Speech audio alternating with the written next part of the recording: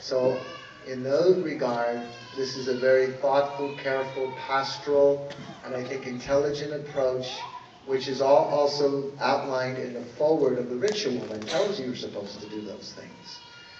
The impression that people oftentimes have because of the movies, not this one that just came out, but other movies, is that it's just all spectacular.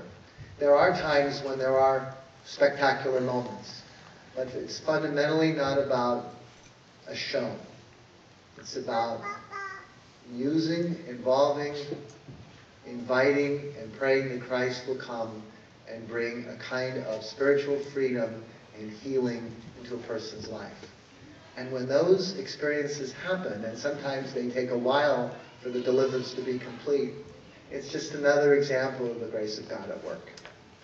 So I'm grateful for your interest. I hope this gives you kind of a broad overview of what I do and what this ministry involves, and that it's authentic. We all look for the truth. And in our country, because of the media and because of sometimes the leadership, political and otherwise, we've oftentimes been lied to. And after a while, there's a famous line in the Passion. To me, it's the most important line in the Passion. When Pontius Pilate says to Jesus, truth, what is truth? I think that's the crux of the Passion. In that same way, we want the truth, and we're entitled to the truth. Christ came to bring the truth and to establish it in a permanent kind of way that is unbreakable, which is what the Eucharist is all about. The Eucharist and the cross go hand in hand. And that's why it's so important for us. And as I tell people all the time who say to me, well, how do I make sure nothing demonic happens? Follow the ordinary course for a Catholic of a prayer life, a faith life, a sacramental life, and a moral life. If you're non-Catholic, a prayer life, a faith life, and a moral life. If you follow those ordinary prescriptions, in the big picture you have nothing really to fear. People have to invite a demon in most of the time. Rarely in the movie, Anthony Hopkins gets possessed. Can that happen? Yes, but it's very rare. We had one case like that in Rome, but that's incredibly rare. You stay close to the Lord and you have a prayer life, go to the sacraments regularly and often, live morally. That provides the spiritual firewall. So I want to thank you for coming tonight. I know there are questions, but just keep in mind, Satan's been defeated. Christ is not.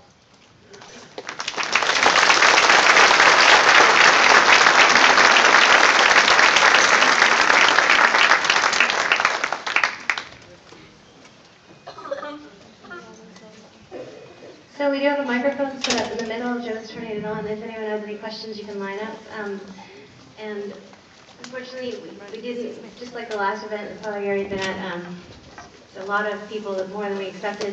We're glad to have you, but he does have to leave at 9, so we're going to keep, if you can keep your questions brief and more people can ask them, and if there's time afterwards, you might be able to decide and keep those. But I know people got items for blessing, and there's many other priests here too, so we can still have your items blessed, but we will have to keep on a schedule with Father Gary.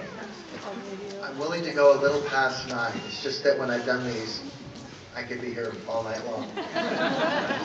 Maybe before we go tonight, if those of you who want items blessed, now please know I'm not the Pope, but I know, but I know those audiences on Wednesday, everybody lifts things up and he blesses them. So if you want me to bless them before I go home tonight, Anne just mentioned about having other priests bless, which is fine too. But if you want me to bless them, I'll just invite everyone to raise whatever they have, and I'll bless everything at the same time. Okay? Go ahead, sir. Thank you. I have a question that has a couple of sub-parts.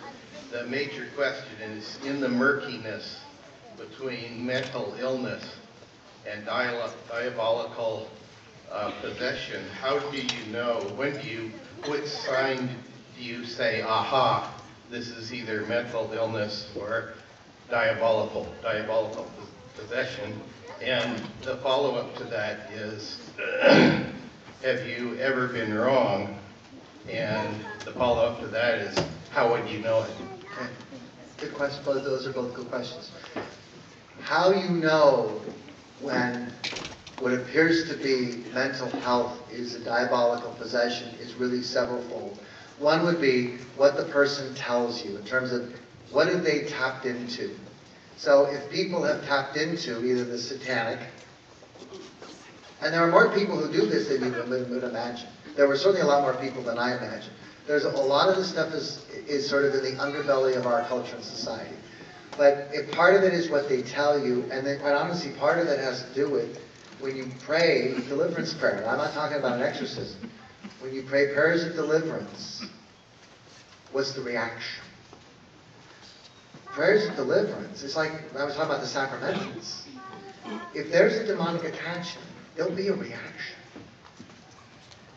The eyes may roll, the person may begin, especially when you're praying prayers, if there's a demonic attachment, they'll begin to cough, but in a very non-human-like way, like not like clearing their throat or if you've gotten the flu or whatever, but a kind of constant cough where sometimes people refer to it as foaming at the mouth, and it isn't quite foaming at the mouth, but it has the same kind of components.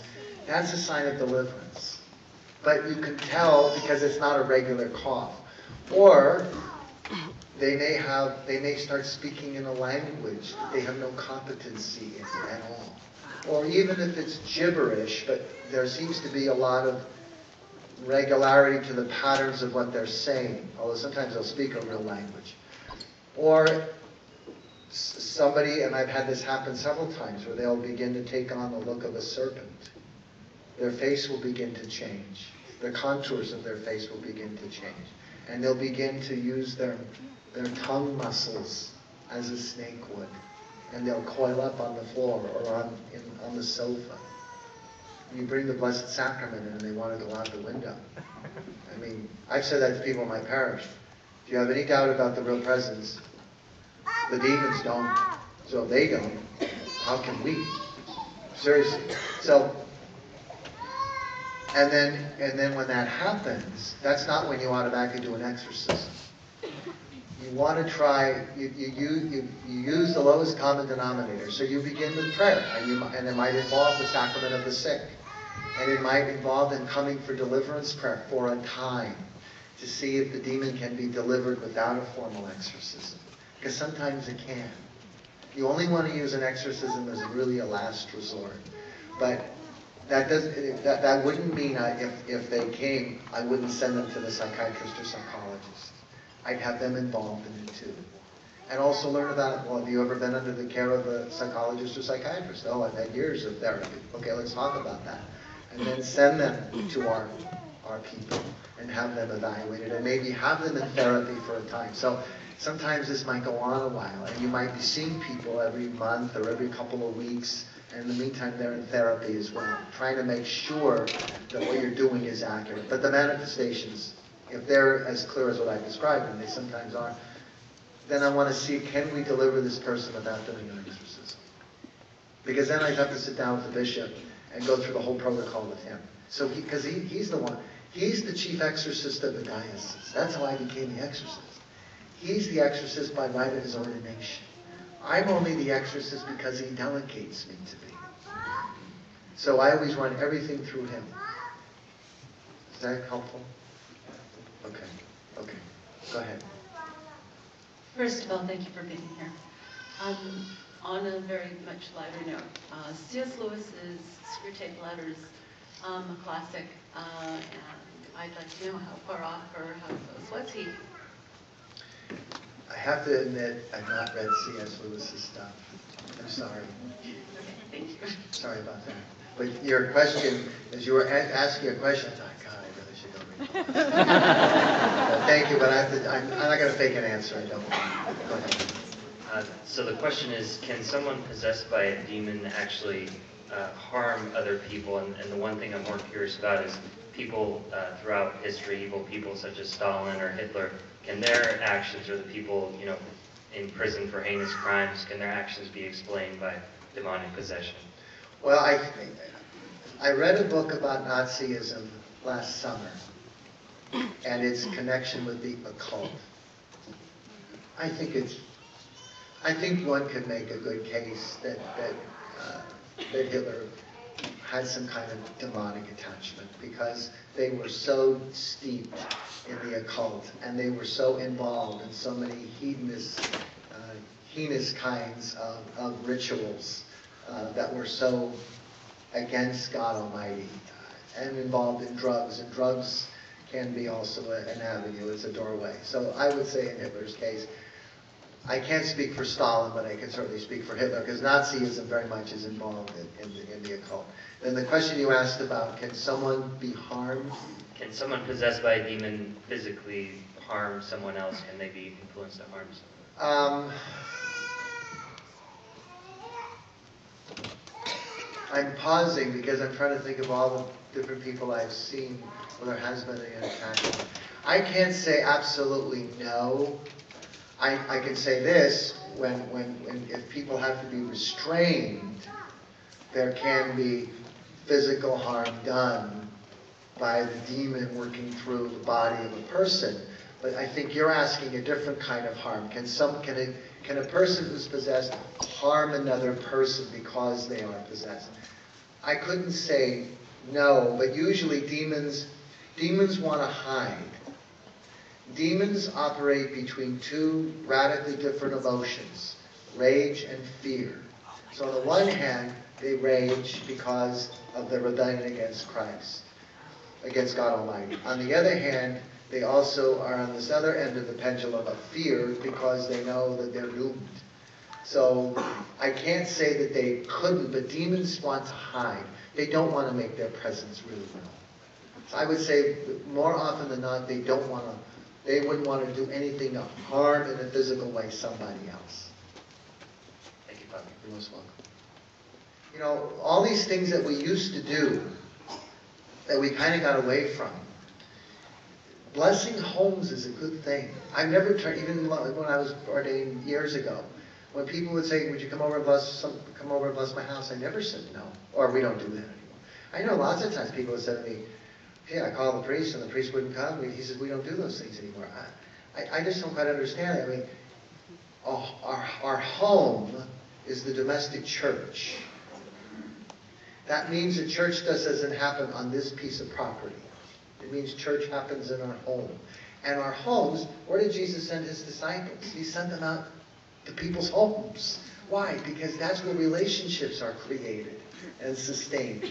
We're not born to know how to relate. We learn all those skills. And so our home is a very sacred place. That's why when people's homes burn down or people move away, people go through some depression sometimes, even if they're happy that they're moving, because there's a lot of memories that are caught up in that home. So I would say, have your priest come over, bless the house. If it doesn't get better, call me at Sacred Heart and I'll come and exercise the house. But try the blessing first. But have him come. The house blessing is very simple. It would take maybe 15 minutes. Okay? But call me if that doesn't work. Okay. Good evening, Father. Hi, good evening to you. I don't know if you or Father Kevin mentioned about yoga. Okay. A lot of people practice yoga and they don't know that this is not a good one, according to either you or Father Finnegan. Well, if you use, do you have another question or do you want me to answer that first? And if a person is oppressed, not possessed, but oppressed, and if that person doesn't want to go to take a prayer of deliverance, what do we have to do? Just leave that person alone, or can we just go ahead and pray for that and sprinkle more holy water? Well, you can. If a person doesn't want to cooperate, you can still pray for that person in absentia, without them present. I think the person has to want to cooperate, really, for deliverance to even have a chance to happen. But I wouldn't quit praying for them. Then pertaining to yoga, I would say this. If it's used strictly as a form of exercise, I personally don't think there's anything wrong with it. If it's used as a way to gain power or knowledge, that's when it becomes idolatrous.